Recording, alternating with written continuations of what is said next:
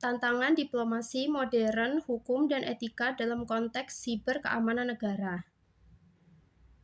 Next. Latar belakang, tantangan diplomasi modern dalam hukum dan etika keamanan siber muncul karena serangan siber yang semakin canggih, kesulitan penegakan hukum lintas negara dan risiko penyalahgunaan data. Diplomasi digital berperan penting dalam memperkuat kerjasama internasional, membangun regulasi, dan meningkatkan kesadaran keamanan siber untuk melindungi kepentingan nasional secara efektif. Next. Tantangan hukum dalam diplomasi siber. Kerangka hukum internasional yang pertama ada keterbatasan dalam hukum internasional yang mengatur kejahatan siber. Kedua, perluasan definisi kejahatan siber untuk mencangkup berbagai bentuk serangan kedaulatan negara. Yang ketiga, ketegangan antara kedaulatan negara dan kebutuhan untuk berbagi informasi. Keempat, tantangan dalam menegakkan hukum di ranah siber lintas batas, regulasi, dan standar. Kelima, perbedaan regulasi antar negara yang dapat menghambat kerjasama. Keenam, perlunya harmonisasi regulasi untuk menciptakan standar global. Next. Selanjutnya, Aryo.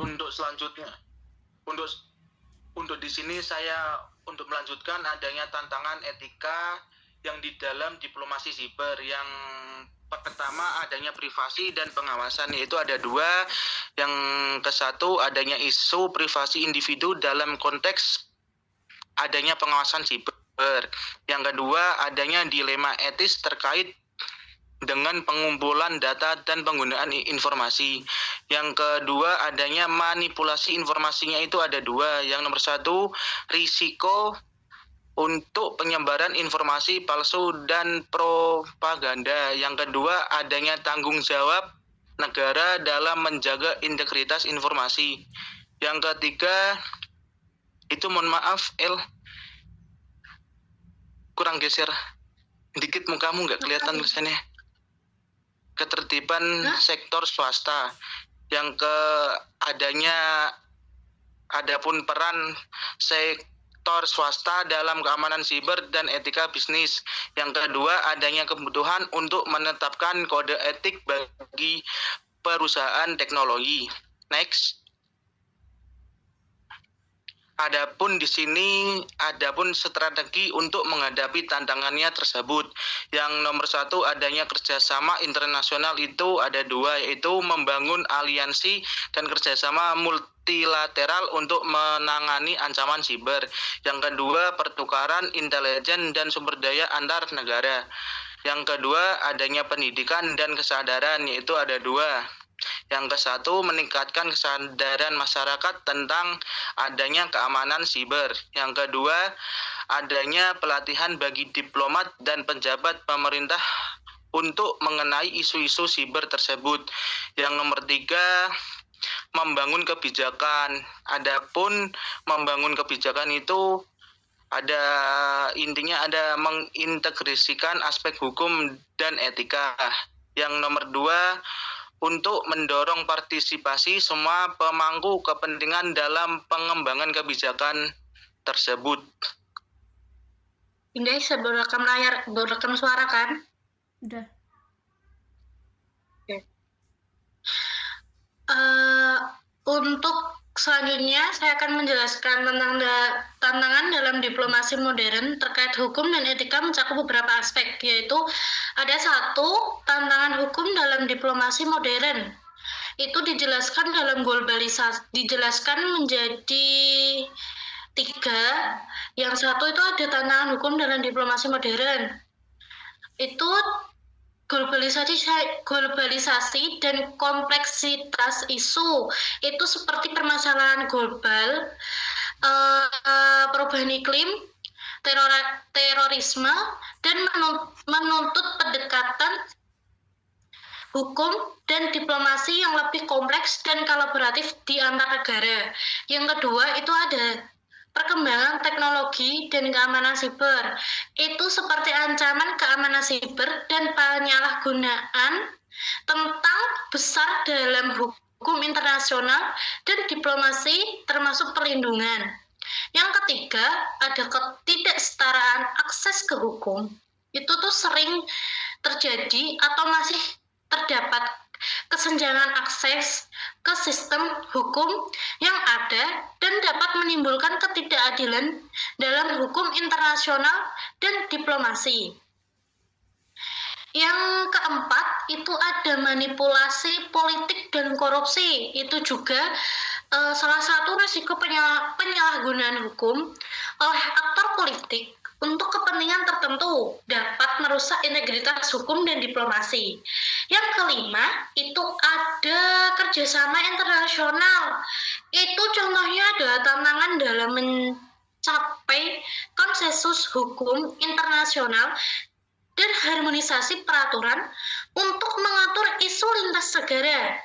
Yang keenam, itu ada tantangan etika dalam diplomasi modern. Etika profesional dan integritas. Itu diplomat dan praktisi hukum harus menjaga integritas dan etika profesional, termasuk dalam menghadapi tekanan politik dan media. Yang ketujuh, itu ada pengolahan informasi dan perangai informasi. Itu kayak etika dalam menggunakan teknologi informasi dan komunikasi sangat penting. Untuk terutamanya itu untuk menghindari manipulasi dan penyebaran berita palsu dalam diplomasi publik. Yang kedelapan, itu ada penggunaan sosial media. Itu kayak komunikasi digital dan media sosial menjadi tantangan baru, di mana diplomat harus berhati-hati dalam penyampaian informasi dan menjaga reputasi negara. Yang terakhir atau yang kesembilan, itu ada pengaruh aktor non-negara. Itu seperti perusahaan multinasional dan NGO yang semakin besar menuntut standar etika yang jelas dalam diplomasi modern. Selanjutnya itu ada kesimpulan. Kesimpulannya sendiri itu ada diplomasi modern dalam konteks hukum dan etika siber menghadapi tantangan besar seperti serangan siber lintas negara yang kompleks,